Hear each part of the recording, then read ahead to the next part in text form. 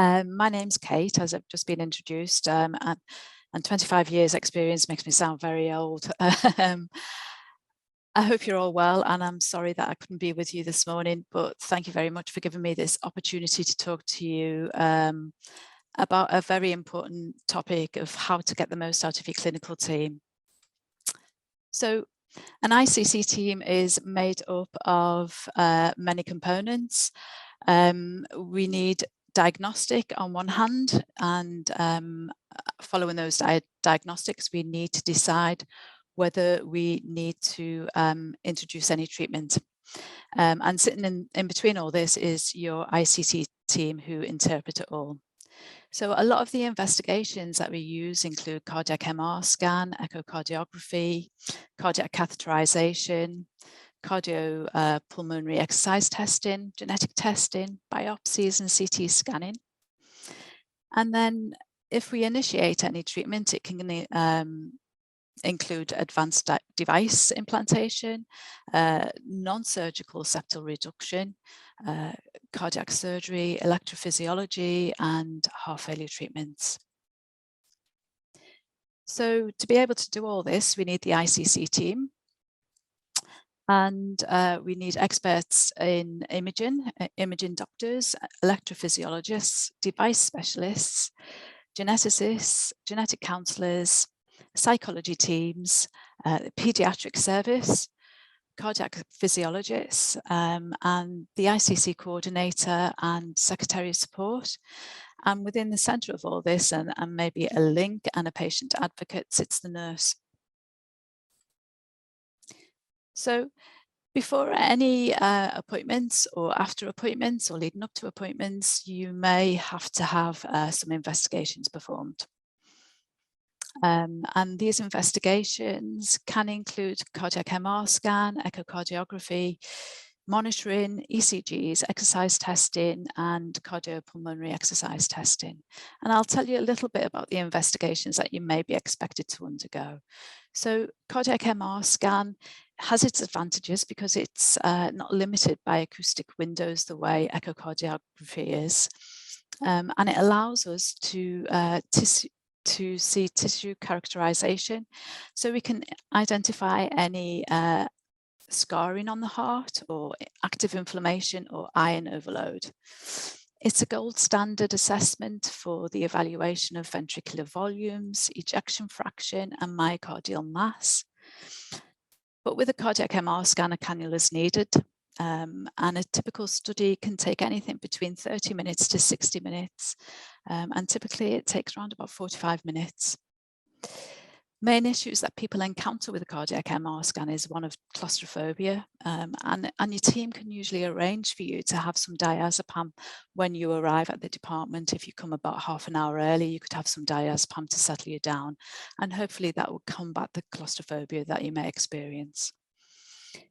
Renal failure may be a slight barrier towards having an MRI scan, but sometimes there's ways around that.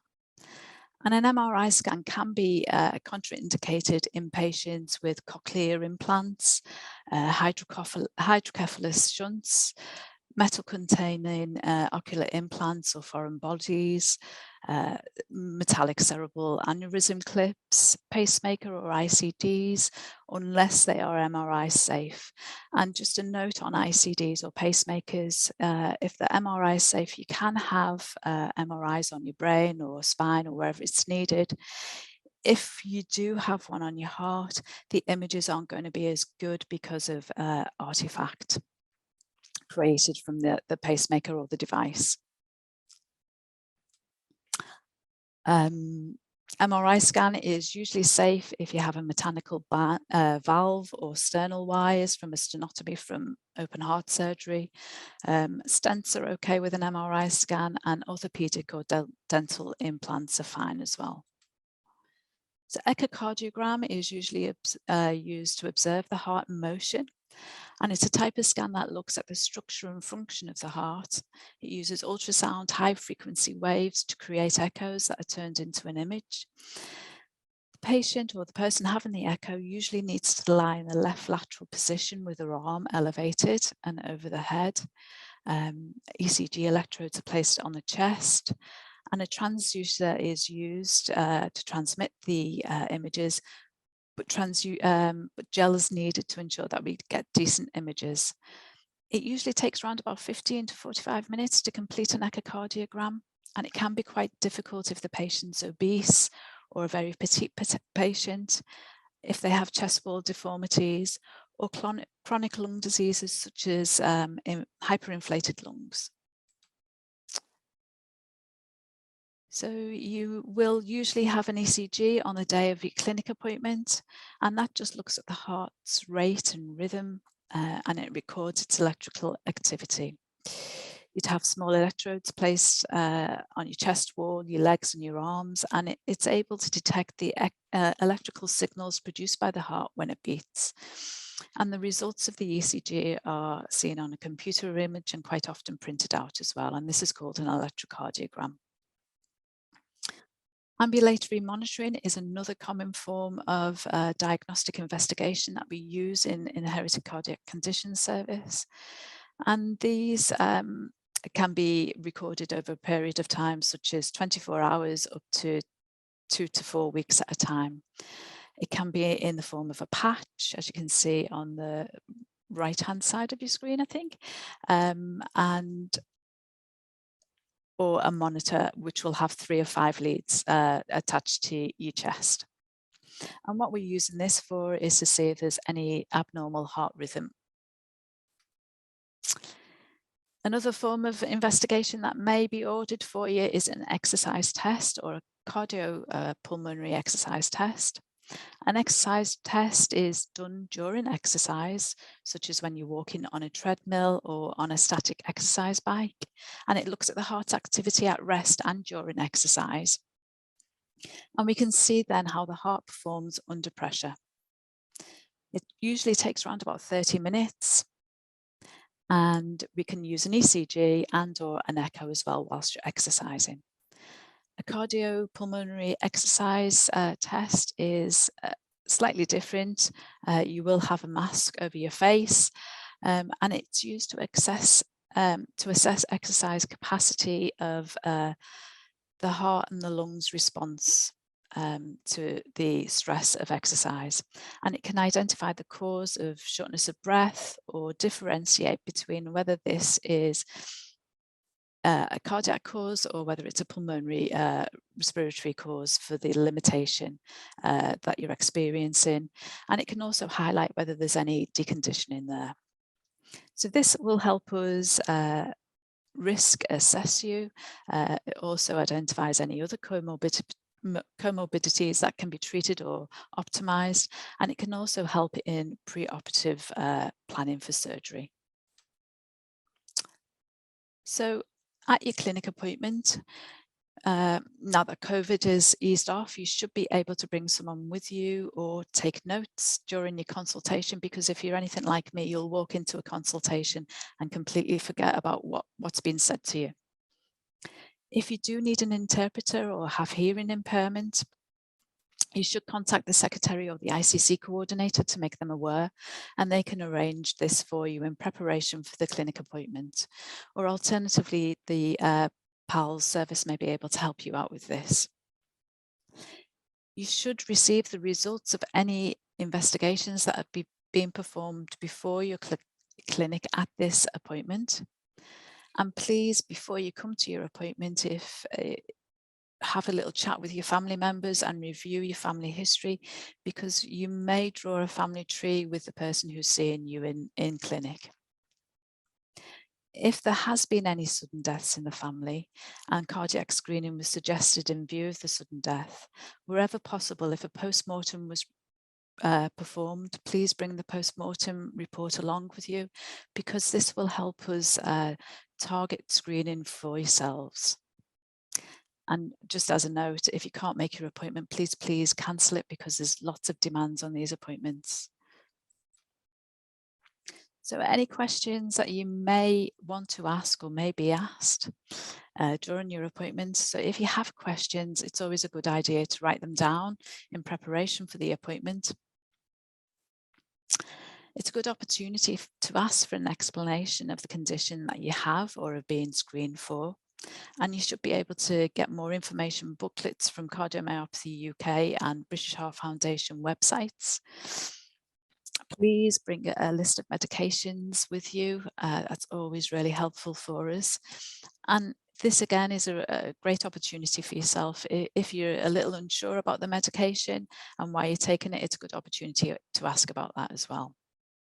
If you do take any over-the-counter medication, remember to write them down as well. Or if there's any medication that you would like to start, for example, any supplements or analgesia or Viagra.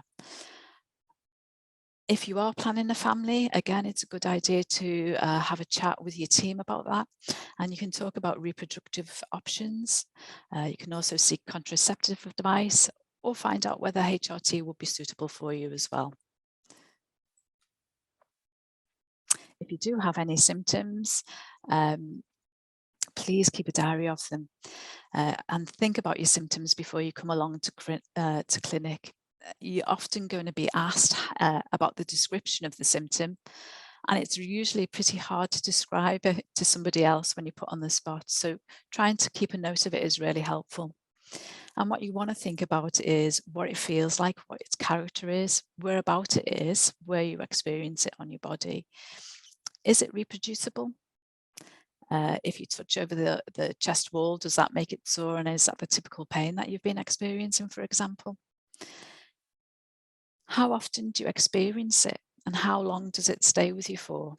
And how long have they been coming, and have you been aware of these symptoms for? And is there anything that makes the symptom worse or better? It's always a good idea to write all this down, because that really helps the person that you're talking to understand your symptoms.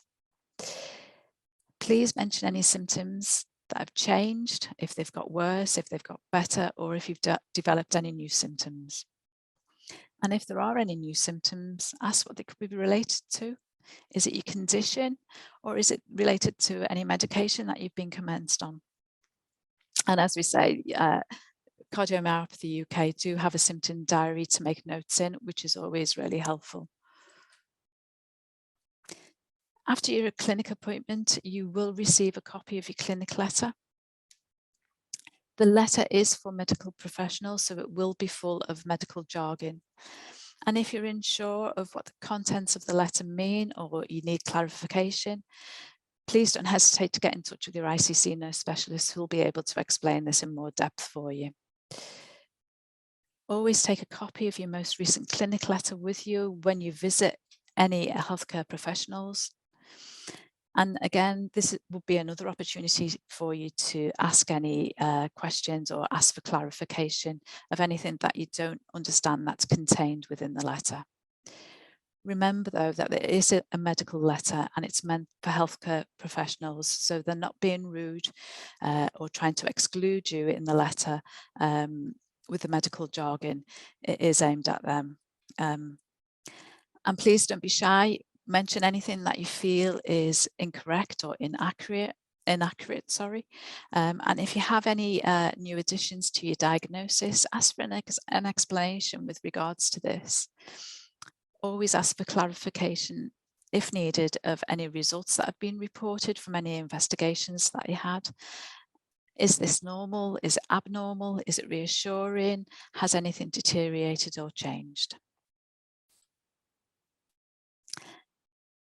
Please don't read too much into the fact that you may need further investigations. 9 times out of 10 just means that your team is being very thorough and fully evaluating you. It may be that they never got really good acoustic pictures or windows from the echocardiogram, and you need to have an MRI scan or CT scan to clarify to get clearer pictures.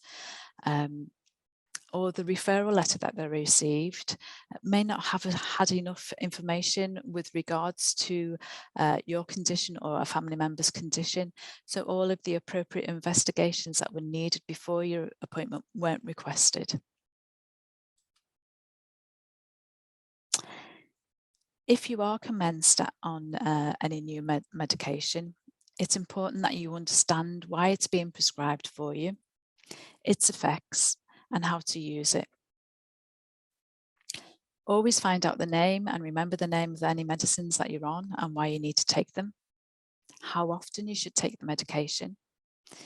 Is there a specific time that the medication should be taken? What's the correct dosage?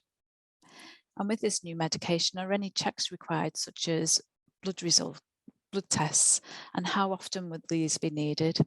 And will your GP be able to do this for you? Should you take your medication with food? Are there any food or drinks that you should avoid when you're on this medication? Would the medication interact with any other medications that you take, such as supplements or vitamins? Should I stop taking these supplements or vitamins, or should I just adjust when I take them? Does the medication need increasing at any point in time, or will the dose always remain the same? How long will it take for the medication to take effect? Can you drive with the medication? And if you miss a dose, what should you do? If you do experience any side effects, should you report any of them? And should they prompt an appointment? And please be aware that some medication may be difficult to get hold of due to manufacturing problems or national shortages of them. And if this is the case with any of your medication, please get in touch with your ICC nurse specialist. But please don't leave it till the last minute when you're running out of your medication. Make sure you've got at least a good 2 or 3 weeks supply left. Usually by getting in touch with your ICC nurse specialist, they should be able to get hold of a repeat prescription for you, because a lot of the hospital pharmacies will have a stock of medication that may be undergoing a problem with the national shortage. And common medications that lately have been we've been having trouble of getting hold of are things like diazepyramide, mexiletine, and nadolol. So exercise, I'm not going to dwell on exercise, as I know that you do have a talk later on in the programme about exercise. But for the general population, we'd like to prescribe exercise for everybody. And this is people without cardiomyopathy as well. It's much more effective than keeping us all healthy than a lot of the medications that we dish out every day to people. An exercise prescription should always be negotiated in clinic with your healthcare professional. In some cardiomyopathies, exercise may be contraindicated, so please be guided by your team. And cardiac rehabilitation classes are absolutely fantastic and may give you the confidence that you need to get out there and start exercising. And as a general rule of thumb, exercise to a point where you can still hold a conversation, but only do this if you've been given permission to exercise. If you are exercising and you've been given permission to exercise and you experience any symptoms during exercise, such as palpitations that feel different from your usual physiological or your body's response to exercise, or you experience a feeling of feeling faint, or you actually do faint, or you experience chest pain, stop what you're doing, rest, and depending on your symptoms, you may need to get yourself checked out. Always be sensible when you're exercising, and don't exercise when you feel unwell. Again, I'm not going to dwell on mental health, as I understand that you are having another chat about mental health later on in the programme. But there have been some studies done looking at the effects of hypertrophic cardiomyopathy and dilated cardiomyopathy with regards to mental health. And these studies have shown that approximately 9% of patients with hypertrophic or dilated cardiomyopathy do experience mental health illnesses at some point. Lots of ICC units now do have a dedicated psychology service, and we're very lucky at Liverpool Heart and Chest Hospital. We have a psychology service that set up for patients with inherited cardiac conditions and ICDs, and the feedback that we've got from patients have been very favourable. So this is quite important. If you have a device, an ICD or pacemaker, and your work involves using technology or machines with electromagnetic fields, talk to your employer and your doctors or device clinic about whether this may be a problem for you. If your job involves driving and you hold a Group 1 driving license, which allows you to drive cars, motorbikes or mopeds, for cardiomyopathies, you don't need to stop driving if you hold a Group 1 license, unless you have symptoms. Once your symptoms are controlled, you'll most likely be able to drive again. Be guided by your medical team, however. If you hold a Group 2 license or a vocational license, these allow you to drive large goods vehicles such as lorries or passenger carrying vehicles and horse boxes maybe. If you have cardiomyopathy, you must inform the DVLA. Whilst the DVLA are assessing the situation, you may have to stop driving even if you do not have symptoms. Working offshore. So any person working offshore should be free from acute or chronic diseases that cause significant symptoms, incapacitation, or interference with function.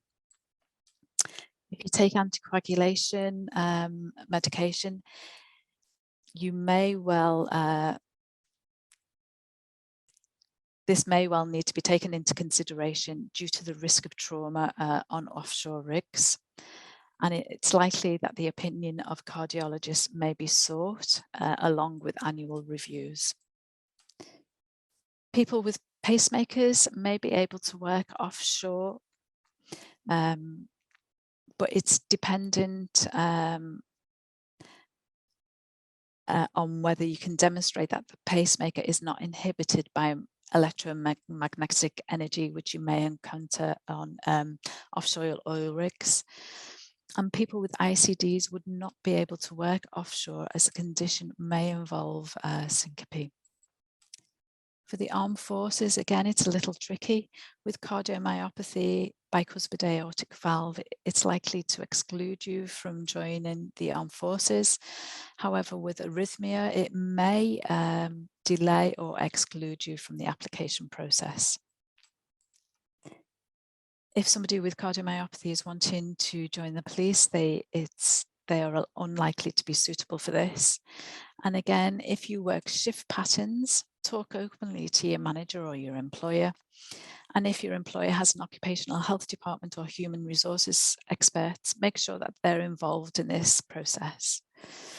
Recommendations from the occupational health advisors can include reducing driving duties, change in shift patterns, ensure that you have time off for medical appointments, and can change sort of heavy manual work to doing something lighter. So it's really important that you do engage with occupational health to help you stay in work.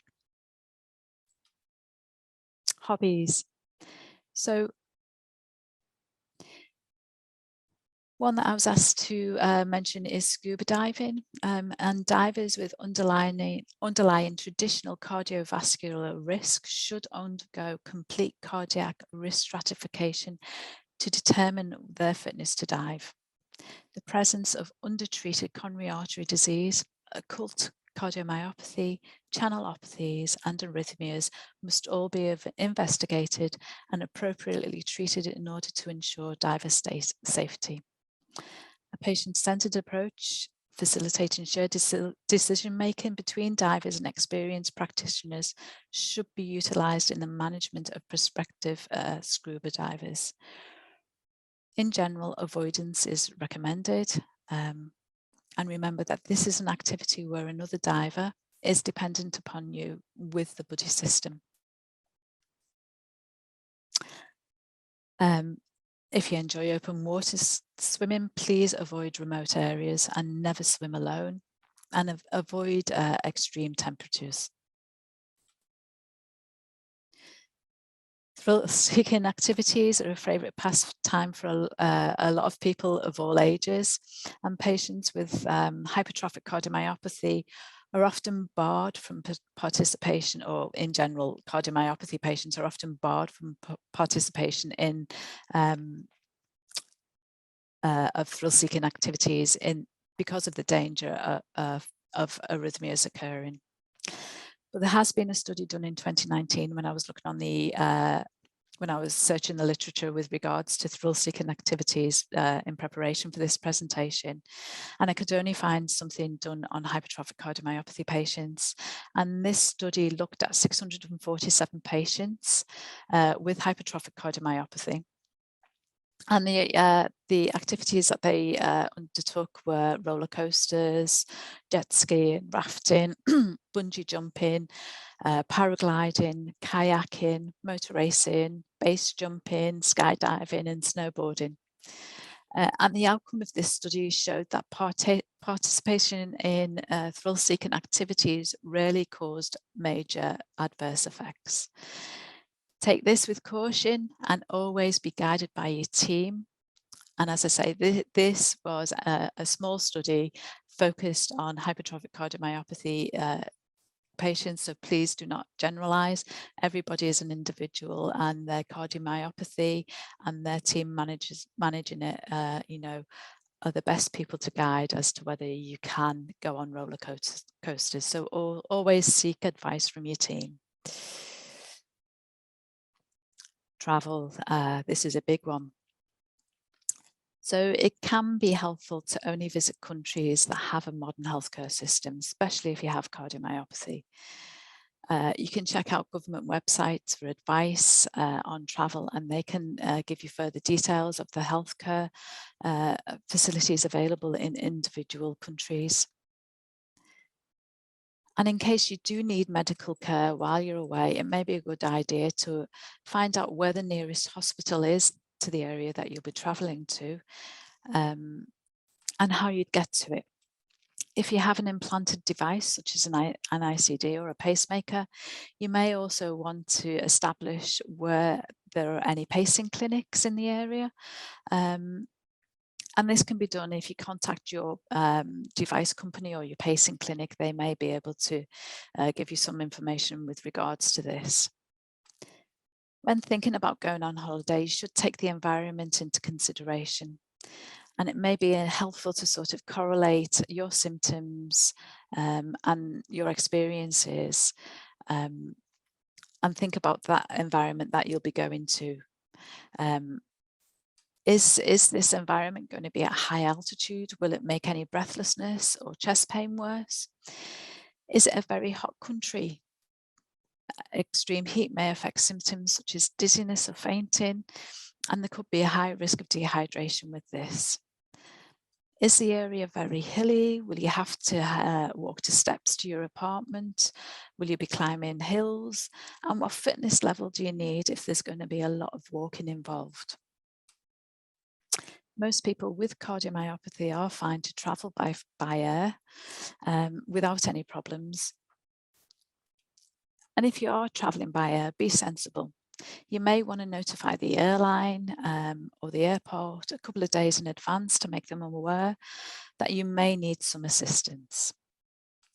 During your flight, please fidget, get up and down from your seat. You may want to consider wearing support tights or support stockings. Keep hydrated, avoid alcohol and caffeine whilst you're on flight.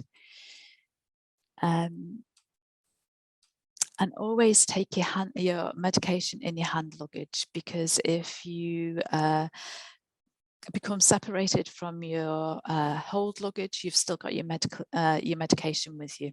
Always take a current list of medication and a current clinic letter with your medication and condition stated on. Also, take into consideration if you're moving time zones, you may want to start or think about gradually adjusting the time that you're taking medication leading up to your holiday. And maybe speaking with your pharmacist, they'll be able to help you to plan this before you go away for when you get to your destination, and to have a plan in place for when you come home so that your altered time zone again is adjusted for getting home to the UK. Travel insurance. Now, travel insurance is essential for everybody, regardless of any health issues, but particularly with people with pre-existing medical conditions, please take out travel insurance, and it may be expensive. It is worth your time in researching this and contacting several companies for a quote. And the main thing to do is to compare the cost and ensure that you're getting the right level of cover for your condition. It's really important that you give them as much information as you can with regards to your condition so that they can calculate the appropriate cover that you do need. Also, make sure you've got a current UK Global Health Insurance card. It's previously called a European Health Insurance card. Your European Health Insurance card will still be valid until it expires, and then you move on to a Global Health Insurance card. And this entitles you to reduced cost of treatment needed if you're on holiday in Europe, or it may even be free. However, it does not negate the fact that you still do need to take out travel insurance. Cardiomyopathy UK have a fantastic fact sheet with regards to travel insurance with lists of companies that may be able to help you. Another thing to think about is vaccinations. Depending on where you're traveling to, is a vaccination needed or anti-malarial medication needed? You may want to talk to your medical team about any vaccinations that are needed and whether they're contraindicated in your condition or if it will interact with any of your medication that you're currently taking.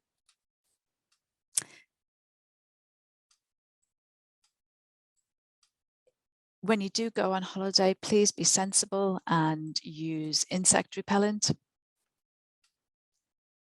Always use factor 50 sunblock, especially if you're taking medications such as amiodarone, and always wear a sun hat to protect yourself from the sun. Keep hydrated as well, especially if you have hypertrophic cardiomyopathy, because you really don't tolerate being dehydrated. Devices.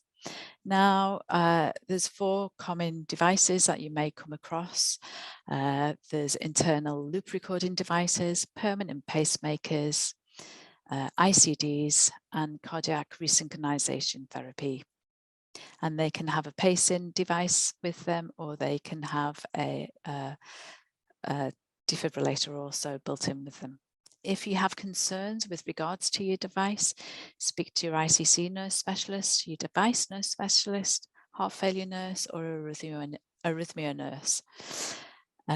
There are specific patient support groups that are run purely for patients with devices. And I'll just explain a little bit about these devices individually. So an implantable loop recorder is quite a small device. It's about the size of a memory stick. And it's used to find out what is causing the symptoms that you're experiencing, such as dizziness, blackouts, or palpitations. And it records the electrical activity of your heart. As I say, it's a small, slim device, about the size of a memory stick, and it's got a battery life that can last for 3 years. We usually use it when we've not been able to pick up or correlate your symptoms with rhythm on a 24-hour tape or extended period of monitoring. To pop one in, it's quite simple. You'll have a local anaesthetic. They'll make a very, very small incision in your chest just to allow the device to be implanted under the skin. It's usually placed in the upper left chest area. When you experience any symptoms, you'll have a handheld activator to place over the device and press the button to start a recording. It can also be programmed to detect an abnormal heart rhythm automatically without using the activator. It is important, though, that you do use the activator, because then we have a record of your symptoms and can correlate that with the rhythm. Once we're happy that we've correlated symptoms with rhythm, we could remove the device, and also after the 3 years at the end of battery life. And to take it out, it's again very simple, like inserting it. So A permanent pacemaker is a small electrical device that's used to treat some abnormal heart rhythms. Generally, you'll need a pacemaker because your heart's beating too slowly, either all of the time or some of the time. And when your heart is beating too slowly, it means that there's a problem with the heart's electrical conduction system. And a pacemaker just speeds up the heart so it beats at a normal rate. It can also help us initiate medication that may be heart rate limiting. It may be decided that you need an ICD, and depending on your heart condition, 1 or 2 leads may be implanted. If it's a single lead device, a lead goes into the right ventricle. If it's a 2-lead device or dual chamber, there's 2 leads and 1 lead goes into the right atrium, the second lead goes into the right ventricle. There's also subcutaneous ICDs, which are available, and they do not have leads that go into the heart. If you have a device, an ICD, we want you to live a normal life. And most household equipment, including microwave ovens, electric drills, shouldn't affect your ICD. There is one exception though, induction hobs. So if you have an induction hob, try and keep about 60 centimeters away from it. And this is because it can generate an electromagnetic field, which may interfere with the pacemaker or ICD. You do need to tell the DVLA that you have an ICD, and if it was put in because you had a cardiac arrest, you won't be able to drive for 6 months. If it's being fitted as a precaution, you'd have a driving ban for approximately a month. Do always carry your device ID card with you. Do tell staff if you have an ICD when you go through security scanners, as it can set off alarms.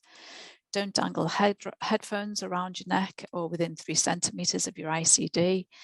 Don't put your mobile phone or cordless phone or MP3 player within in your chest pocket. Don't use a TENS machine for pain relief, and keep electric pulse body toning tools below your tummy. If you have a CRTP or CRTD, it's a sophisticated pacemaker that's aimed at resynchronizing or coordinating the electrical messages between the 2 ventricles of the heart. And these are often used to control symptoms of heart failure by improving the effectiveness of the heart's pumping action. It can also be called a biventricular pacemaker, which again, it stimulates both ventricles of the heart. They have 3 leads. 1 lead's placed inside the right atrium, the other is in the right ventricle, and a 3rd lead is placed inside a vein on the outside of the left ventricle. If you're going on holiday with a device, that's fine. Just let the security team know as you approach the scanners, and also have your ICD identification card handy. It's fine to walk through a walkthrough scanner, walk at a normal pace and don't pause or stop in the scanner. If they're using a handheld electronic wand that's passed over the body, try and ask the staff to avoid passing it over or close to the heart repeatedly. And if the scanner is a full body where you have to stop inside it, that's fine, as they use millimeter wave technology and considered safe for people with medical implants.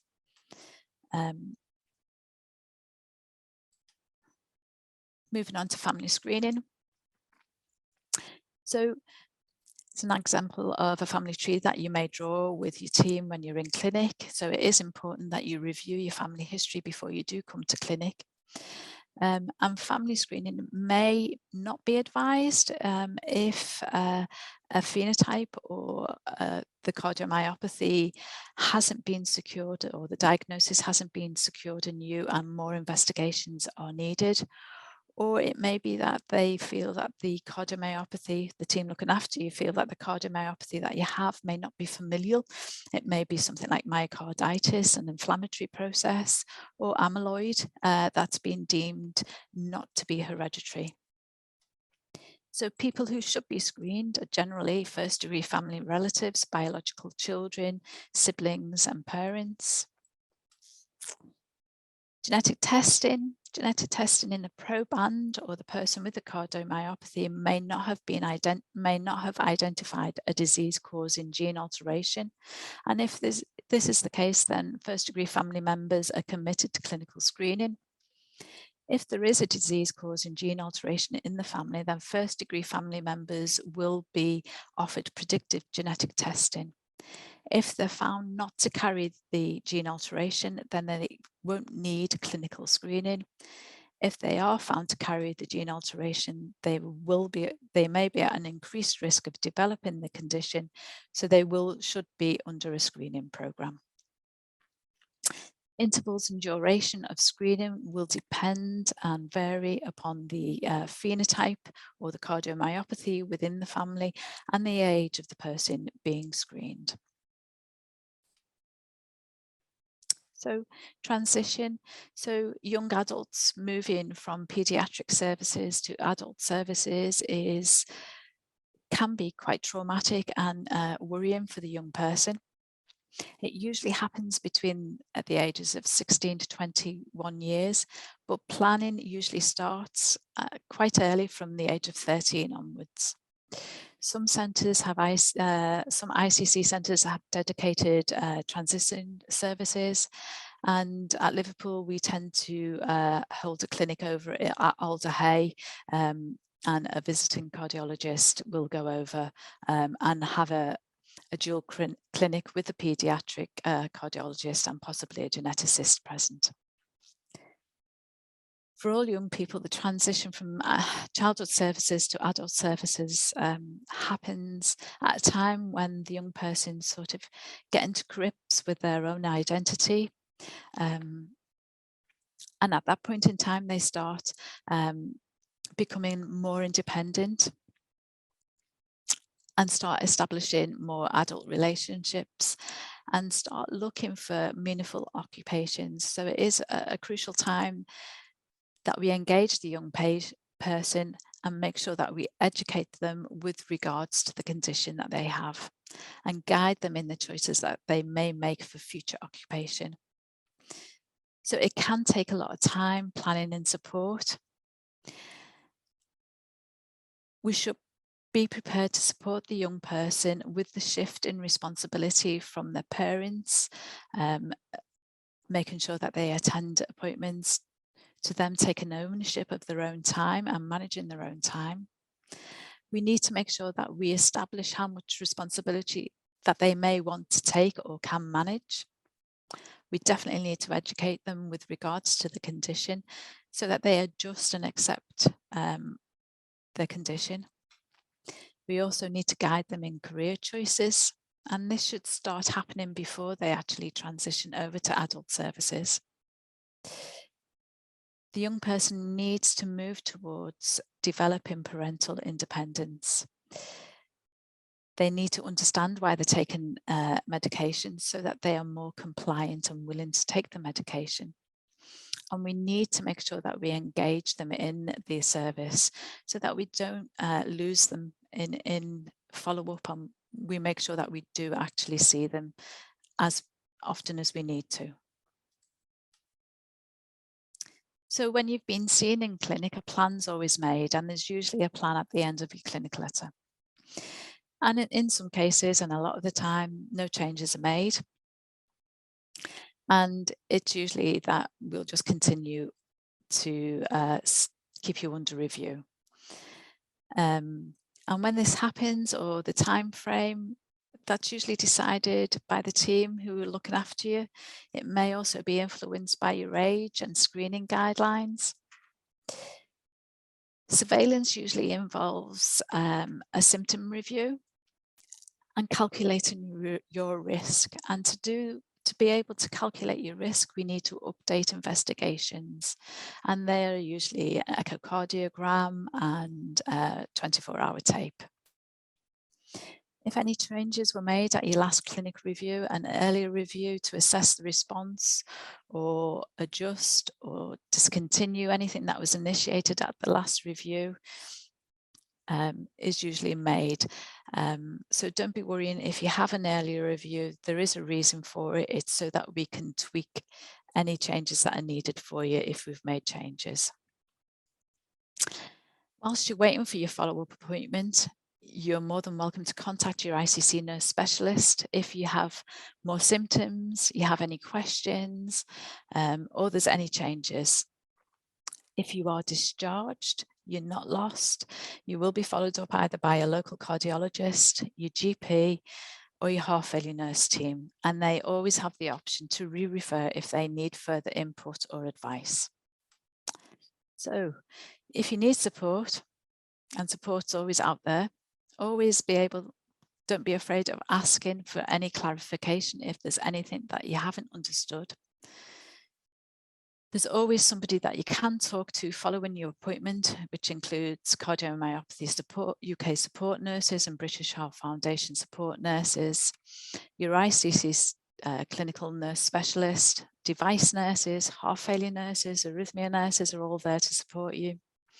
The support groups, which are held face-to-face and online, there's peer support, there's buddy systems, and you can find a lot of information on UK websites and websites such as Cardiomyopathy UK and British Heart Foundation.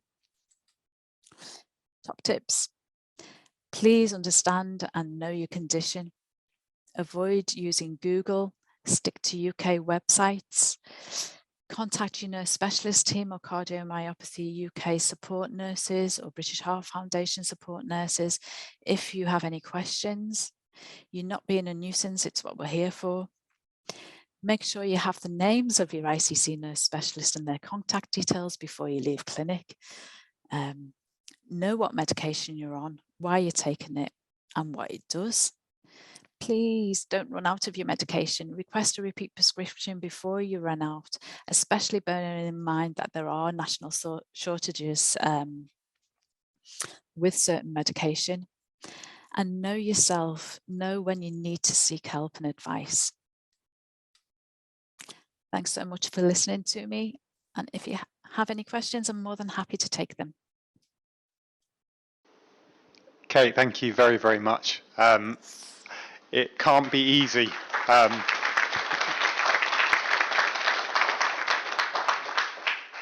think it makes it much more challenging to do a presentation when you don't get any feedback from in the room, but I can tell you that was really, really well received here, loads of ground covered, and I suspect we have some questions. So if people do have questions, if you pop your hands up, I will run around the room with the mic. Just make sure you speak clearly into the mic so that Kate can hear you. I think I've got my first one over there.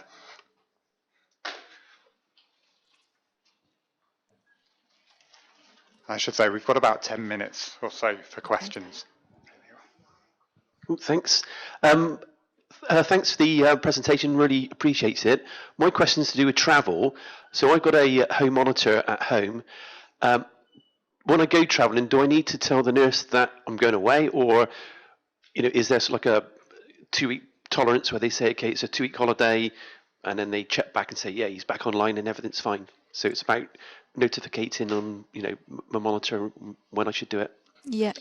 So you can take your monitor with you if you wanted to, and if you're going for a longer holiday, you should be able to. Obviously, you just need to plug it into a telephone wire. It's not necessary, because if anything did happen, fingers crossed it didn't, but if anything did happen, usually if you go into places like Spain and it's not remote, there are hospitals where you can have your device interrogated. So it's not essential. If you're due a check, please make sure that you've had your check, and make sure that the device clinic are just happy with you going, or are aware if you go away. But no, I would say that you don't necessarily need to take your home monitor with you. And if in the event of anything happening, it can be downloaded and interrogated whilst you're on holiday. Has that answered your question? I think that's a yes. Sorry, I'd already grabbed the mic away. Okay. Thank you. All right, can you hear me? I can. Yeah, this is just a point of information really with regards to travel and medication. There are some countries that don't allow prescribed medication into them. But those countries, particularly around where the World Cup is happening at the moment, Wow. you have to really declare them and tell them you've got them. This information is 6 years out of date, so I'm not sure what the current situation is, but you can be given a bad time, like I was. And my question is with regards to genetic counselling, how does one set it up? Where does one go to? For genetic testing and genetic counselling. Yeah. So speaking from personal experience in our setup here at Liverpool Heart and Chest Hospital, your ICC team can refer you for genetic testing or genetic counselling. If you have the condition, obviously the team looking after you will make a decision of whether it's appropriate for your condition. I need to generalise within this talk because there's so many different kinds of cardiomyopathies and sort of different guidelines for genetic testing. But in general, your team can actually do diagnostic genetic testing in you if they think it's appropriate, or they can refer you on to a geneticist. And then if there is a disease-causing gene alteration, a lot of the time the genetic counsellors carry out predictive genetic testing for family members. So I think it depends on the setup with the team, but your own team, your own ICC medical team or nurse team should be able to guide you in that one. Thank you. All right, a couple more questions over this side. Just bear with me while I make my way across. I'll come back in 1 minute.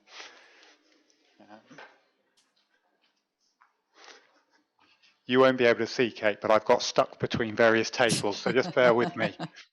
Breathe in.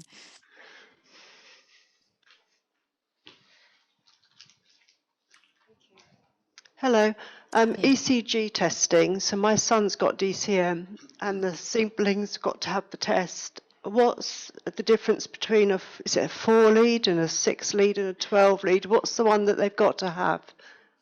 So a 12-lead ECG is just a caption of about a second in the heart cycle, and it's a printout of that moment, and it only takes a few minutes to do a 12-lead ECG.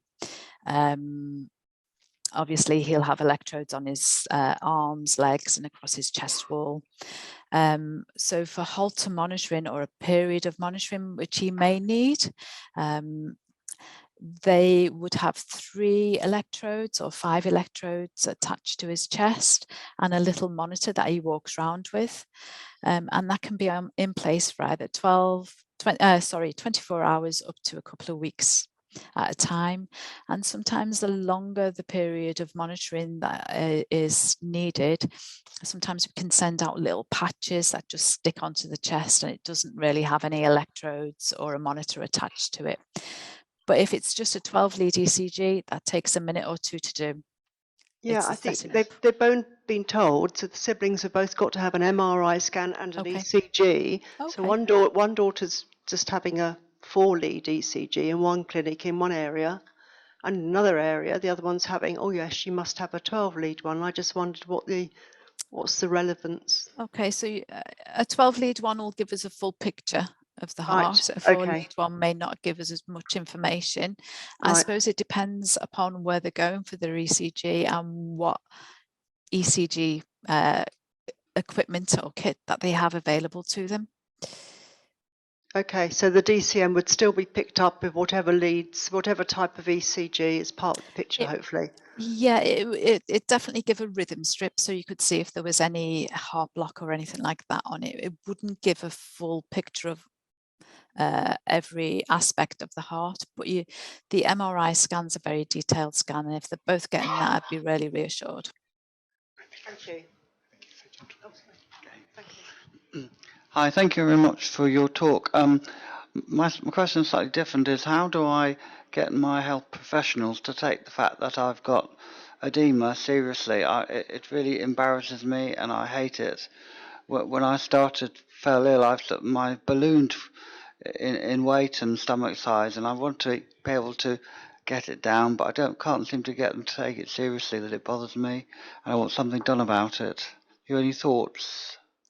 So is it fluid that you're retaining, or is Yeah, it's fluid. Okay, so usually your heart failure nurse, if they're involved, are really good for managing fluid, and they can adjust medications with you quite closely, and you know that is their their role. If it's pretty hard to generalize because it depends, I suppose, in a way of your pump function. Have you actually, is it weight that you've gained, or is it fluid that you've gained and it is actually edema, or is it weight that you've gained because of some of the medication that you've been started on, such as beta blockers, can sort of put a little bit of weight on you. So it's really hard to sort of answer your question accurately for you. But if it is peripheral edema and your ankles and feet would swell, sometimes you find that you've got edema around your back and your sacral area, and you can sort of put your finger in it and it'll leave an indent. That is sort of fluid. If it's more of a weight gain, then even engaging with your team, if it is a weight gain, to help with weight loss is really important, and some nurse specialists are happy to engage and you know, help you manage your weight as well. So it's pretty, I can't see you, I'm sorry, and it's pretty hard to generalize and support you with that one. Thank you very much. It's something I have to battle on with, I think. Yeah, sorry. Okay, thank you. I think we have time for maybe one more question. Hi, Kate. Thanks for the talk. Hello. I was just wondering, I don't even know if there's a proper answer for this, but what happens when things don't go well with your clinical team? For example, if you're not getting clinic letters on time, if you put your prescription request in, you're not able to do it too far in advance, but then you still have to keep chasing and you're not getting your yearly checkups and things like that. What are we as patients supposed to do? Because I know a lot of people just kind of give up at a certain point because you're having to push so much all the time. Please don't give up. It's really important that we keep seeing you. ICC coordinator should be able to help, or the secretary should be able to help with making appointments. If you can't get through to them, sometimes it's easier to get through to your nurse specialist. And they, as I say, can act as a patient advocate, and also get queries and highlight anything to the coordinator if somebody needs an appointment. Clinic letters, there can be a delay in receiving a clinic letter following clinic. Ideally, they should be out within 2 or 3 weeks. It's not always possible. I've got a huge backlog, and usually if there's a backlog in typing and then they sort of get on top of that backlog then falls to the person who's been in clinic seeing you to have a lot of clinic letters proofed. But if you feel as if you're waiting an unreasonable time for the clinic letter again, get in touch with the secretary or the nurse specialist, and they can either get in touch with the person who saw you in clinic to see where your clinic letter is, and get that expedited for you. But I would say your clinical nurse specialist is really important. Please don't get lost to follow up. You really do need to stay in the loop. And I know we do, and we do find that since COVID, a lot of the appointment systems seem to have gone askew a little bit. So if you find that you're not having an appointment or you've been missed, do get in touch. You're not hassling anybody by getting in touch. And if the secretaries aren't helpful, just go to your nurse specialist. I mean, it isn't their job or role to be making appointments, but it is their job to act as a point of contact for you. Thanks. Right, we're just about out of time. Thank you very much, Kate, for your presentation. Thank you everyone for all your questions. And just while you're here, just a wider thank you for the support that you give to the charity and to some of the people we support. I know you attend the Cheshire and Merseyside support group every time, which is really helpful to the people who attend that. So thank you for today, but also thank you more broadly for the support that you give.